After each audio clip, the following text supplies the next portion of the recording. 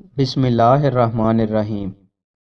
رسول اللہ صلی اللہ علیہ وآلہ وسلم نے ارشاد فرمایا، کسی بھی نیکی کو معمولی نہ جانو، اگرچہ اپنے بھائی کو حشاش بشاش چہرے سے ملنے کی نیکی ہی ہو۔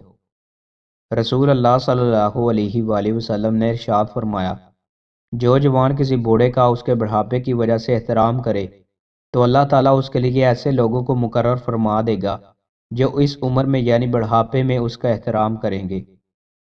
رسول اللہ صلی اللہ علیہ وآلہ وسلم نے ارشاد فرمایا، روزہ اور قرآن قیامت کے دن بندہ مومن کے لیے شفاعت کریں گے۔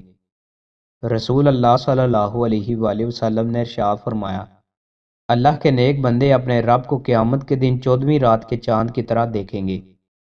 رسول اللہ صلی اللہ علیہ وآلہ وسلم نے ارشاد فرمایا، اگر تمہیں وہ معلوم ہو جائے جو میں جانتا ہوں تو تم ہنستے کم اور روتے زیادہ۔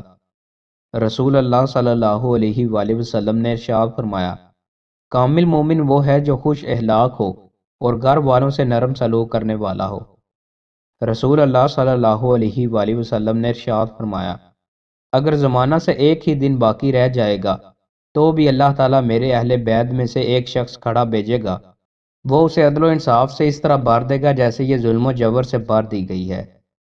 رسول اللہ صلی اللہ علیہ وآلہ وسلم نے ارشاد فرمایا، کیا میں تم کو یہ نہ بتا دوں کہ تم میں بہترین لوگ کون ہیں؟ لوگوں نے عرض کیا، ضرور اللہ کے رسول۔ آپ صلی اللہ علیہ وآلہ وسلم نے فرمایا، تم میں سب سے اچھے وہ لوگ ہیں جن کو دیکھ کر اللہ یاد آئے۔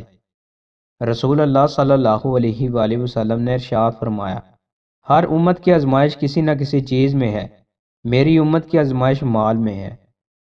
رسول اللہ صلی اللہ علیہ وآلہ وسلم نے ارشاد فرمایا، اللہ سبحانہ و تعالیٰ کے ہاں دعا سے بڑھ کر کوئی چیز عزت والی نہیں۔ دوستوں، مزید اچھی ویڈیوز کے لیے ہمارے چینل کو سبسکرائب لازمی کریں۔ بہت شکریہ۔